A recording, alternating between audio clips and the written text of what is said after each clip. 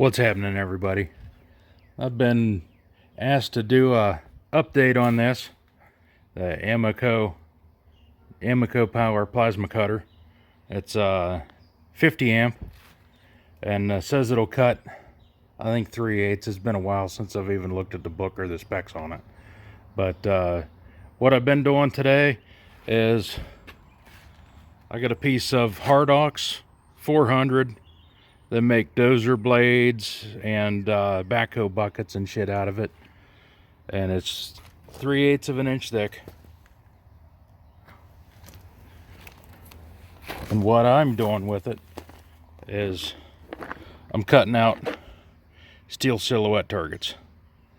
They're 12 inches wide and 20 inches tall. So if you go slow, it's pretty clean, but I'm gonna have to touch up some of it with the grinder. But I'm gonna get 9 of them out of this piece. The guy I got it off of was cutting out. You can see his pattern of how he was doing it. He's making the heads real wide, and then the body not real long. And then the total width was probably 12, just like I'm doing, but I'm making them taller. What I did was I took a piece of cardboard and I stuck it on one of the ones up at the Sportsman's Club and just traced it out with a black Sharpie. And the Hardox 400 will take pistol rounds, rimfire, soft points out of like mild rifles, like 30-30, 7.62 by 39. It'll dent with rifle rounds, but it won't crater.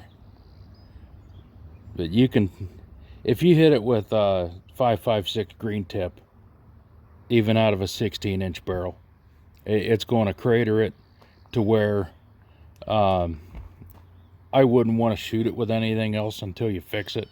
We've had a couple of them that this sheet was supposed to be Hardox 500, and Daniel cut some targets out of it, and we took it to Devin's house, set it up in the woods, and we shot one of them maybe 10 or 11 times with a 5.56, and then said, we might want to go look at that. So we looked at it, and they had dents all in it. Like, what the fuck? So what we ended up doing was we contacted the company, and they're like, no, you ordered Hardox 400, not 500. The 500 will stand up to green tips. It barely etches it. So he sold me this piece for $100, just what he had left, and I'll be able to get 9 of these out of it. So what I'm going to do is I'm going to put you in the holder.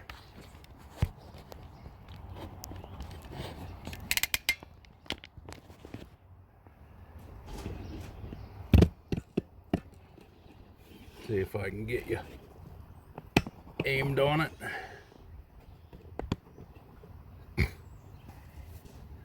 We're going to do some cuts.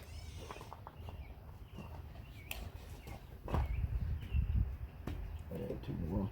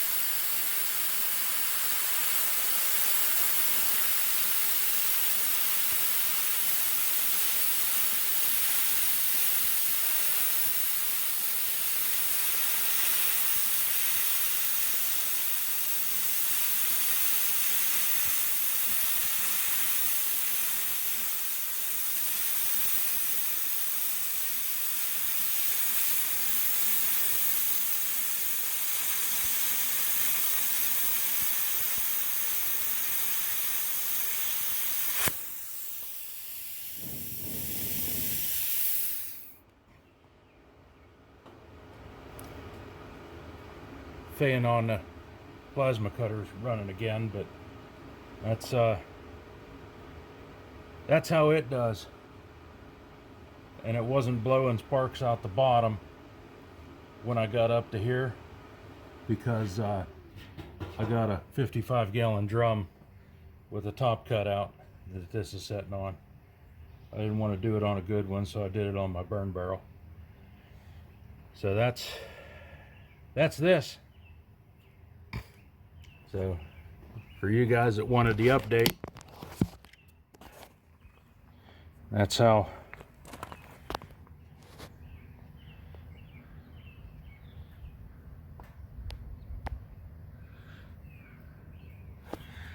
that cuts. And it doesn't do too bad. I'm gonna have to clean up some of it with a grinder, but I'm gonna weld pieces of angle iron to the back of these, probably about right in here, and probably 4 or 5 inches long, and then a piece of square stock. I got that stuff laying down there. I'm pretty sure it'll fit over a T-post. I'll just weld it on a slight angle. That way it'll direct the rounds toward the ricochets toward the ground. Yeah, that's how this does.